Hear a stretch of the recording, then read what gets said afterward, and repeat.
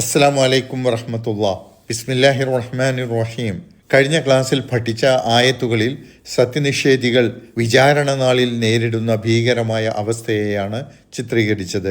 അതിനോട് ചേർത്തുകൊണ്ട് പറയുകയാണ്, ഈ ലോകത്തുള്ള അവരുടെ പ്രവർത്തനങ്ങളൊക്കെയും യാതൊരു ഫലവുമില്ലാതായി പോവുകയും അവർ വലിയ നഷ്ടക്കാരായി തീരുകയും ചെയ്യുമെന്ന കാര്യം. ഇക്കാര്യം സൂചിപ്പിക്കുന്ന 103 മുതൽ 106 വരെയുള്ള 4 ആയത്തുകളാണ് ഇന്ന് പഠിക്കുന്നത്. ഖുൽ, നബിയെ താങ്കൾ അവരോട് പറയുക, അള്ളാഹുവിനെ ധിക്കരിച്ച് സത്യനിഷേധികളായി ബഹുദൈവ വിശ്വാസികളായി കഴിയുന്ന താങ്കളുടെ പ്രബോധിതരായിട്ടുള്ള സമൂഹത്തോട് താങ്കൾ പറയുക, ഹൽ നുനബ്ബിഉകും ബിൽ അഖ്സരീന അഅമാല, സ്വന്തം കർമ്മങ്ങൾ ഏറ്റവും നഷ്ടകരമായി ഭവിക്കുന്നവർ ആരാണെന്ന് നാം പറഞ്ഞു തരട്ടെയോ നിങ്ങൾക്ക്? അല്ലദീന ലല്ല സഅയ്യുഹും ഫിൽ ഹയാത്തി ദുനിയ, ഭൗതിക ലോകത്ത് പ്രയത്നങ്ങൾ പിഴച്ചുപോയവരാണവർ.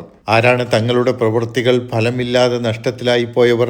ഈ ദുനിയാവിൽ വളരെയേറെ അധ്വാന പരിശ്രമങ്ങൾ അവർ നടത്തിക്കൊണ്ടിരിക്കുന്നു, അതൊക്കെയും പിഴച്ചുപോയവരാണവർ. വലിയ നിർഭാഗ്യവാന്മാരാണവർ. കാരണം അവർ ഈ ലോകത്ത് നടത്തുന്ന പ്രവർത്തനങ്ങൾ അള്ളാഹുവിനെയും അള്ളാഹുവിൻ്റെ കൽപ്പനകളെയും തള്ളിക്കളയുന്നതോ അള്ളാഹുവിൽ വിശ്വസിക്കാതെ അവൻ്റെ തൃപ്തി ആഗ്രഹിക്കാതെ ചെയ്യുന്നതോ ആണ്.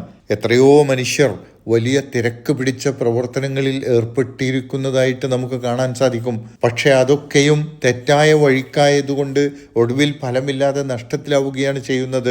ഫലമുണ്ടാവണമെങ്കിൽ അത് അള്ളാഹുവിൻ്റെ ശാസനകൾക്കനുസരിച്ചും അള്ളാഹുവിൻ്റെ തൃപ്തി ആഗ്രഹിച്ചുകൊണ്ടുമാവണം. പക്ഷേ അങ്ങനെയുള്ള ഒരു ലക്ഷ്യവുമില്ലാതെ അവർ കുറേ പ്രവർത്തിച്ചു കൂട്ടുന്നു. വഹും യഹ്സബൂന അന്നഹും യുഹ്സിനൂന സുൻആ, എന്നിട്ടവർ ഭാവിക്കുകയും ചെയ്യുന്നു, എന്നിട്ടവർ വിചാരിക്കുകയും ചെയ്യുന്നു തങ്ങളുടെ പ്രവൃത്തി നന്നായി ചെയ്തുകൊണ്ടിരിക്കുന്നു എന്ന്, അല്ലെങ്കിൽ തങ്ങൾ ചെയ്തുകൊണ്ടിരിക്കുന്നതൊക്കെയും നന്മയാണെന്ന് അവർ വിചാരിക്കുകയും ചെയ്യുന്നു. വഹും യഹ്സബൂന, അവർ കണക്കുകൂട്ടുന്നു, അവർ വിചാരിക്കുന്നു, അവർ ഭാവിക്കുന്നു. അന്നഹും യുഹ്സിനൂന സുൻആ, തീർച്ചയായും അവർ പ്രവൃത്തിയിൽ നന്മയാണ് ചെയ്യുന്നതെന്ന്. യുഹ്സിനൂന, അവർ നന്മ ചെയ്യുന്നു. സുൻഅൻ, പ്രവൃത്തി കൊണ്ട്, നിർമ്മാണം കൊണ്ട്. തങ്ങൾ ചെയ്തു കൂട്ടുന്നതാണ് ശരി, നന്മ എന്നവർ ഭാവിക്കുകയും കരുതുകയും ചെയ്യുന്നു. അങ്ങനെയുള്ളവരുടെ പ്രവൃത്തികളൊക്കെയും നിഷ്ഫലമായി പോവുക എന്നത് എന്തൊരു വലിയ നഷ്ടമായിരിക്കും എന്ന് അവർക്ക് അറിയിച്ചു കൊടുക്കുക. എന്തുകൊണ്ടാണ് അത് നിഷ്ഫലമാകുന്നത്? ഉലൈകല്ലദീന കഫറൂ ബി ആയാതി റബ്ബിഹിം, അവരാണ് തങ്ങളുടെ റബ്ബിൻ്റെ ആയത്തുകളെ നിഷേധിച്ചു തള്ളിക്കളഞ്ഞവർ. അള്ളാഹുവിൻ്റെ നിയമനിർദ്ദേശങ്ങളെ കളവാക്കി തള്ളിക്കളഞ്ഞവർ അവരാണ്. വലിഖാഇഹി, അവനെ കണ്ടുമുട്ടുന്നതിനെയും പരലോകത്ത് അള്ളാഹുവിനെ കണ്ടുമുട്ടുമെന്ന മുന്നറിയിപ്പിനെയും അവർ നിഷേധിച്ചു തള്ളി.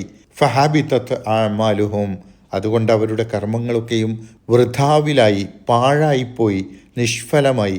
ഹബിത എന്ന് പറഞ്ഞാൽ നിഷ്ഫലമായി, ഫലമില്ലാതായി എന്നാണ്. ഒരു നാൽക്കാലിയോ അല്ലെങ്കിൽ മറ്റേതെങ്കിലും ജീവിയോ ദഹിക്കാത്തതും പ്രയോജനമില്ലാത്തതുമായ ധാരാളം സാധനങ്ങൾ തിന്നുകൊണ്ട് വയറ് നിറക്കുകയും ഒടുവിൽ അതിൻ്റെ വയറ് പൊട്ടിപ്പോവുകയും ചെയ്യുന്നതിന് ഹബിത ബതനുഹു എന്നാണ് പറയുക. കുറേ ഗുണമില്ലാത്ത പ്രവർത്തനങ്ങൾ ചെയ്തു കൂട്ടി അതൊന്നും ഫലമില്ലാതെ നഷ്ടത്തിലായി പോകുന്നതിന് ഇവിടെ ഈ ഹബിത എന്ന വാക്കാണ് ഉപയോഗിച്ചത് എന്നത് ശ്രദ്ധേയമാണ്. ഫലാ നുഖീമു ലഹും യൗമൽ ഖിയാമത്തി വസ്ന, അവർക്ക് നാം അന്ത്യനാളിൽ ഒരു തൂക്കവും കൽപ്പിക്കുന്നതല്ല. ഫലാ നുഖീമു ലഹും, അവർക്ക് നാം നിലനിർത്തുകയില്ല. യൗമൽ ഖിയാമത്തി, അന്ത്യനാളിൽ, വസ്നൻ, ഒരു തൂക്കവും.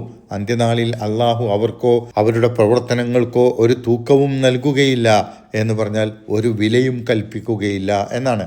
ദാലിക ജസാഉഹും, അതത്രേ അവർക്കുള്ള പ്രതിഫലമായിട്ടുള്ള ജഹന്നം, നരകം.